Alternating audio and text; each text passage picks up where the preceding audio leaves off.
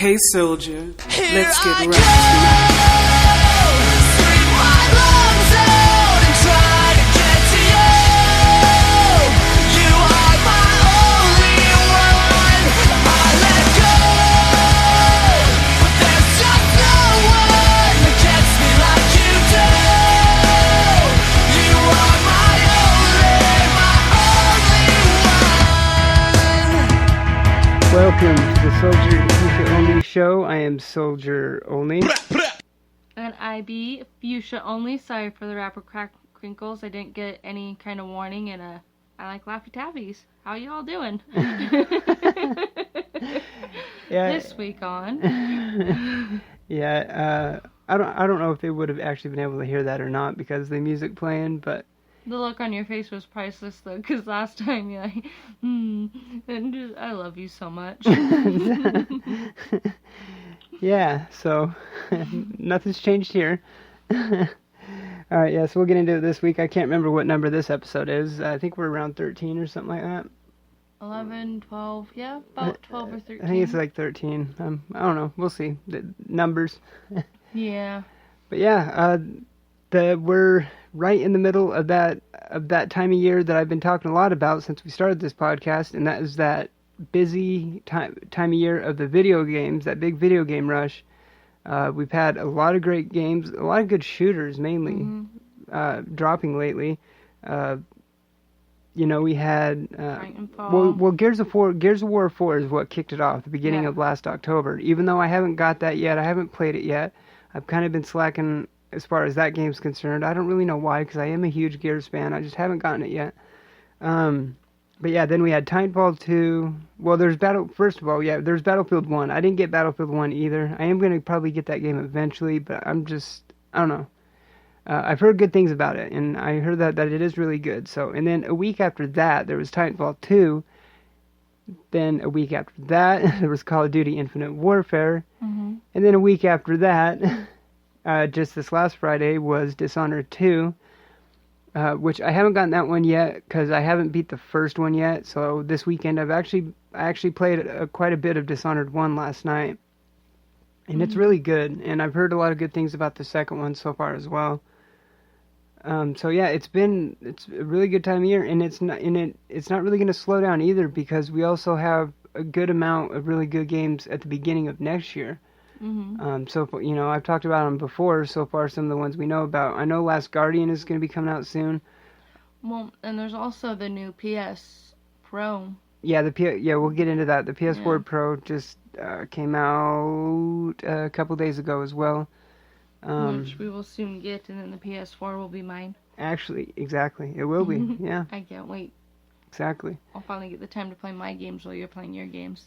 Yeah, because I want to set up another TV in here, yeah, and then we can play them side by side, and that way we could play some of these multiplayer games together.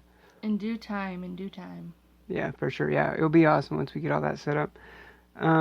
Actually, speaking of the PS4 Pro, I noticed the Tefty and Means video is his PS4 Pro unboxing.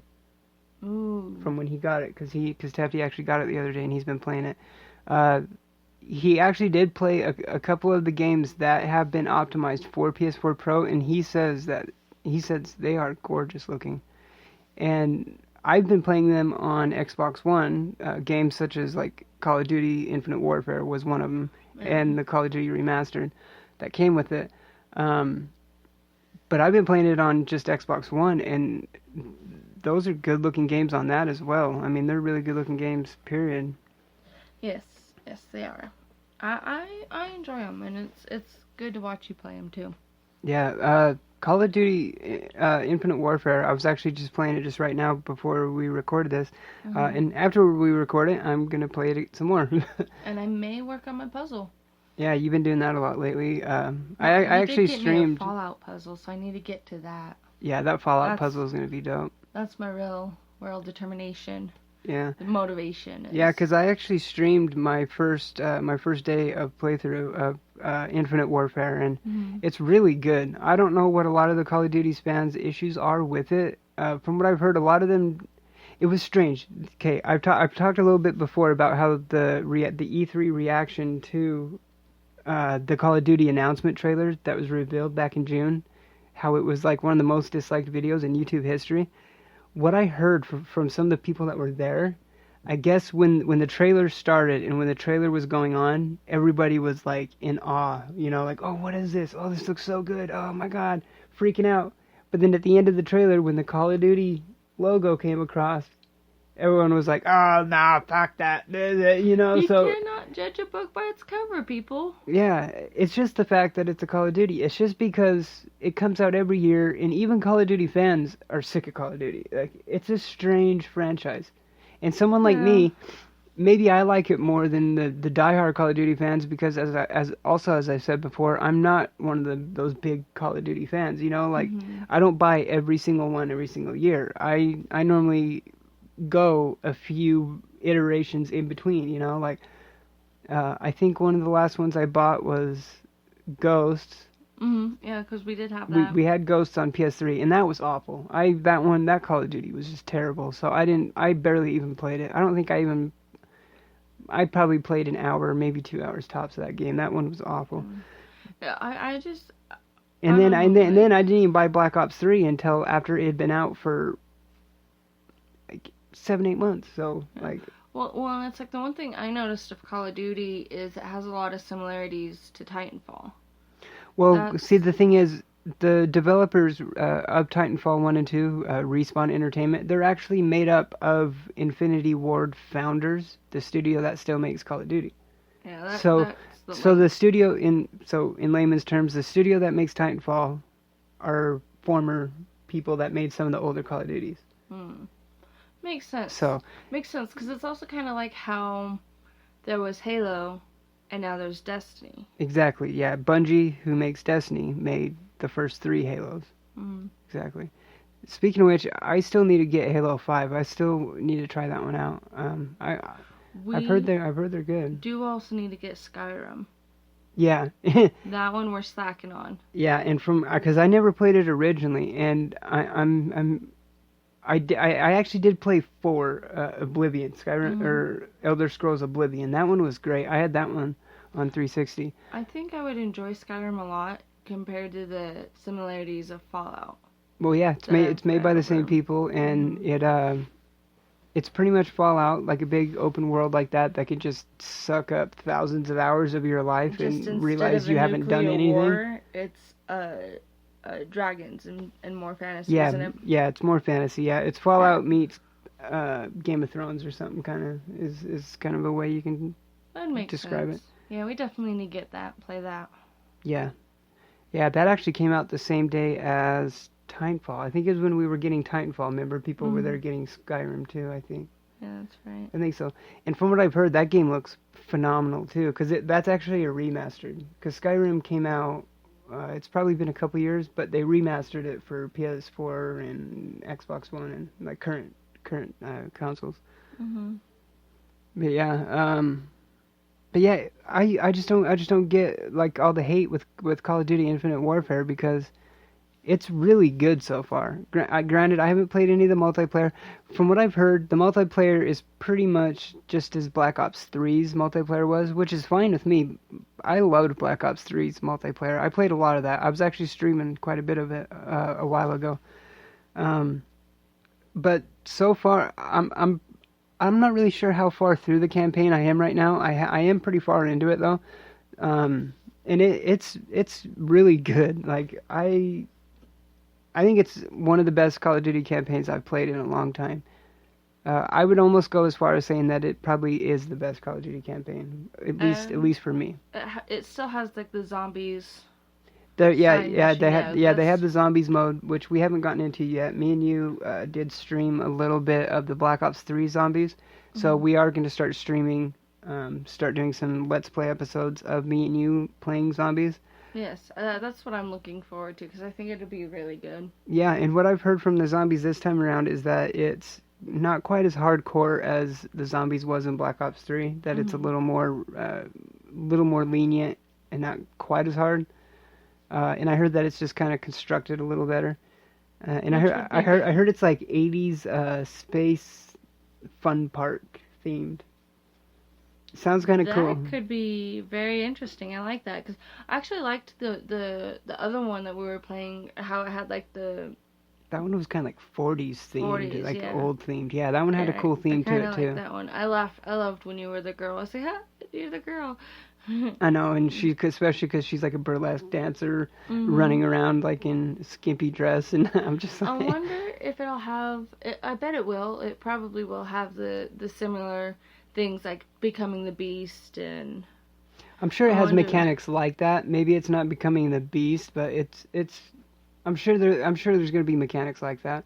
Yeah, so I'm interested to see what those mechanics are, because I always found those entertaining, and yeah. It'll be fun once we get the chance to play it. Yeah, because I remember back in one of the first Zombies modes I ever played, remember back at Taggart and stuff, I remember that one kind of had, like, certain little objectives and little mechanics that you had to do as you worked through the hordes.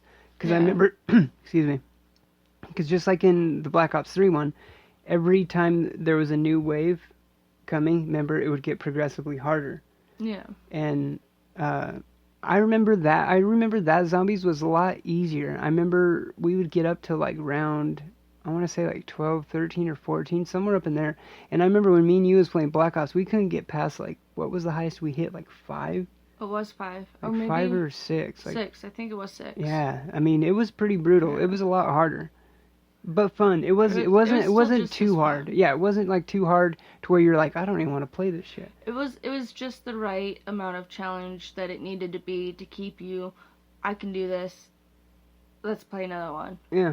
You know, it wasn't that frustration too hard or anything like that. It was really entertaining, and I loved it. And hopefully we'll be able to check out the Infinite Warfare Zombies version and stream some of that. Yeah, we'll try and get into that.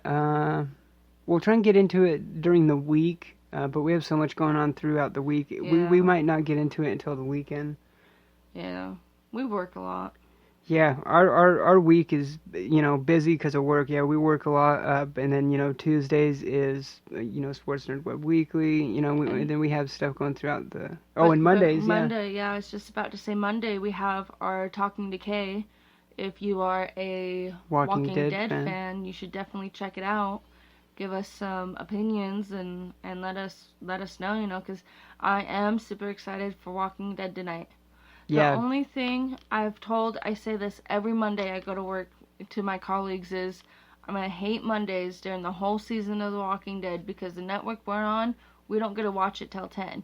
And then The Talking Dead is at 11. That doesn't end till midnight. And we got to get up at 6 a.m. And I'm like, I'm so tired. Yes. But the last, 3 Mondays have been brutal. Mm-hmm. Yeah. And it's going to be until the season finale the mid-season finale of Walking Dead. It's going to be the same thing. And so there's pros and cons. I love The Walking Dead. It just makes me so much more tired come Monday. But it's worth it. It's still definitely worth it. I just wish we came on at 8 or 9. Yeah. And remember, they split it at season 8.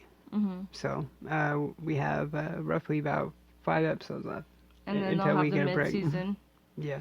Yeah, so another month of drowsy Mondays. Yeah, a little over a month, yeah. We'll get through this. But yeah, this season, just to kind of preview it, this season I think it's already been brutal as shit, and it's just gonna, if it started that way, it's just gonna get worse. I am nervous and very curious how they are gonna defeat a guy like Negan, and some of the things that happened in the last episode. Yeah, kind of keep the spoilers to a minimum on this show, yeah. But our Monday Walking Dead podcast is filled with spoilers, so. Yeah, but it is Talking Decay, so of course it's going to be all about Talking Dead, Walking Dead. Yeah, there's no way that we can do a full, complete Walking Dead podcast without spoilers. Like, there's no way you can do a full podcast without it. So, yeah, that's going to do it. We're just about out of time for it this week, so thank you for listening. Mm-hmm. You can email the show at SolgrFushaOnlyShow@gmail.com with any comments, any things you want to talk about. You can follow Sports Nerd Web on Twitter at SportsNerd48. We keep up to date with everything, including my personal video game live streams at Twitch, twitch.tv/SolgrOnly. And yeah, like I said, just definitely check out our Talking Decay, and thanks for listening, and